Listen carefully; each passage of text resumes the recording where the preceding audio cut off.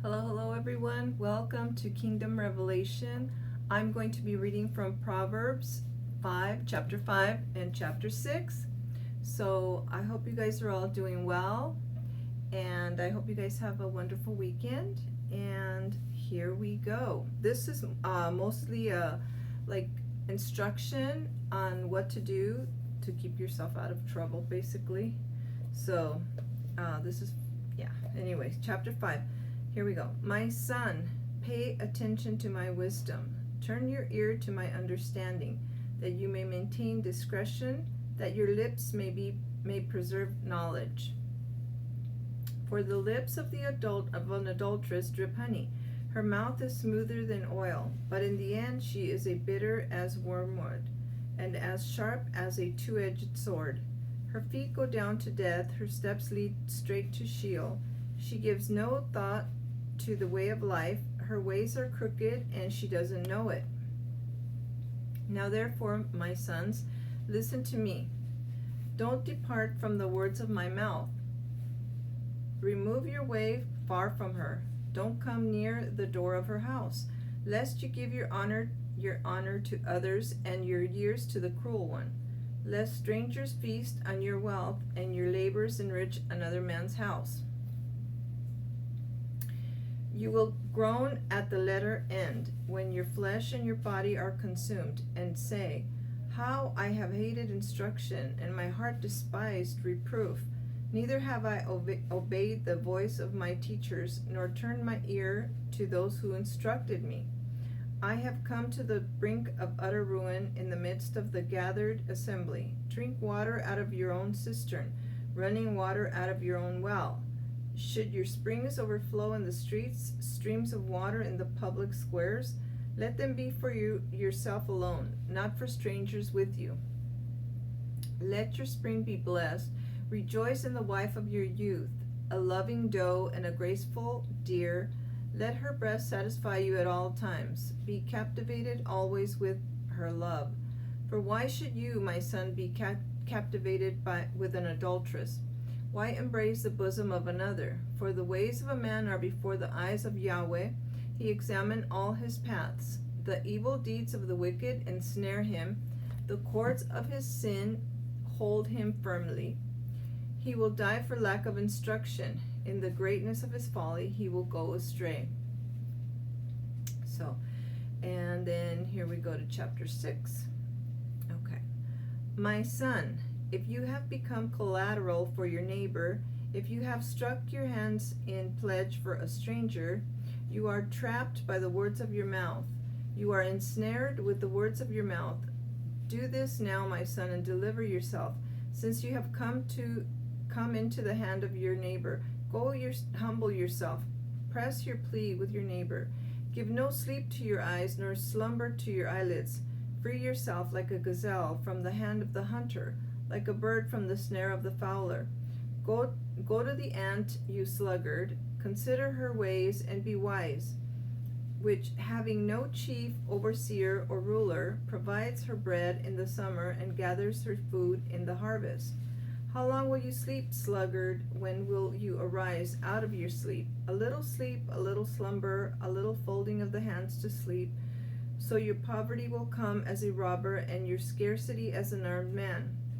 A worthless person, a man of iniquity, is he who walks with a perverse mouth, who winks with his eyes, who signals with his feet, who motions with his fingers, and whose heart is perverseness, who devises evil continually, who always sows discord. Therefore his calamity will come suddenly.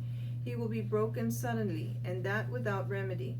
There are 6 things which Yahweh hates, yes, 7, which are an abomination to him: haughty eyes, a lying tongue, hands that shed innocent blood, a heart that devises wicked schemes, feet that are swift in running to mischief, a false witness who utters lies, and he who sows discord among brothers. My son, keep your father's commandment, and don't forsake your mother's teaching. Bind them continually on your heart. Tie them around your neck. When you walk, it will lead you. When you sleep, it will watch over you. When you awake, it will talk with you. For the commandment is a lamp, and the law is light. Reproofs of instruction are the way of life, to keep you from the immoral woman, from the flattery of the wayward wife's tongue. Don't lust after her beauty in your heart, neither let her captivate you with her eyelids. For a prostitute reduces you to a piece of bread. The adulteress hunts for your precious life. Can a man scoop fire into his lap and his clothes not get burned? Or can one walk on hot coals and his feet not be scorched? So is he who goes in to his neighbor's wife. Whoever touches her will not be unpunished. Will not be unpunished. Men don't despise a thief if he steals to satisfy when he is hungry. But if he is found, he shall restore 7 times. He shall give all the wealth of his house. He who commits adultery with a woman is void of understanding. He who does it destroys his own soul. He will get wounds and dishonor. His reproach will not be wiped away. For jealousy arouses the fury of the husband. He won't spare in the day of vengeance. He won't regard any ransom, neither will he rest content, though you give many gifts. So, this is giving direction for young people, well, for anybody, but mainly, young people that don't know. And it says not to be collateral for anyone. So, that's the word of the Lord right there. And I'm going to be reading Psalm 2. I thought I had read it before, but I guess I haven't. So that's a good one. I'm gonna go right there. Hold on one second.